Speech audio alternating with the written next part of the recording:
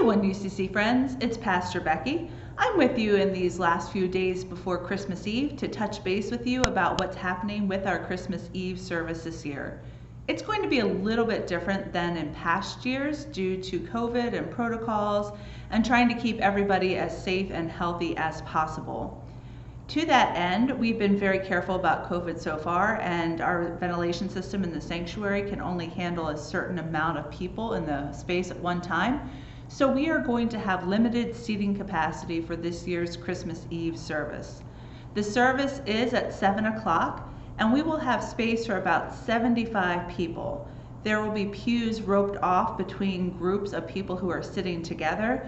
So if you do want to come to the service in person, we would encourage you to come early to make sure you get a seat. If you come a little bit later and we're out of seating, we ask for your understanding and patience.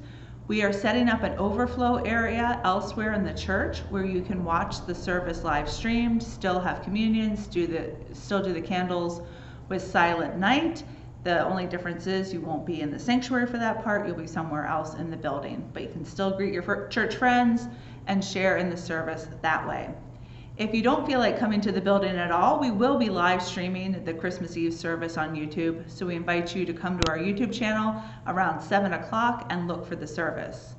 If you do plan to attend in person, you may be familiar with in past years, we've had a number of musical preludes before the liturgy began. We're doing that a little bit differently again this year. We will have the service be about an hour from the first note to the last note. So if you think, oh, I can show up about 7:30 and still get there and just skip the preludes, well, this year you can't. So please plan to be here about 7 o'clock, if not earlier if you want a really good seat. If you have any questions about the service or any concerns, please contact me or the church office.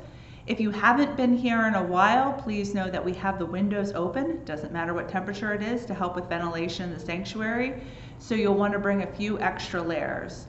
Also, because we do have the windows open and that creates a draft, and because we are wearing extra layers, we will not be using flame lit candles for Silent Night this year. We'll be using battery operated candles. So heads up about that. Hopefully as things die down, maybe next year, fingers crossed, we can go back to our regular real candles. You will see real candles lit in the sanctuary like the Advent wreath, just not in the pews during Silent Night. We hope that you and your family are staying healthy and well in this season. We hope to see you on Christmas Eve or sometime in the new year. And we pray that all God's blessings, God's hope especially, God's strength, God's peace, God's joy, and God's love surround you to the fullest throughout these remaining days of Advent into Christmas and beyond. God bless and take care, friends. Hope to see you soon. Bye-bye.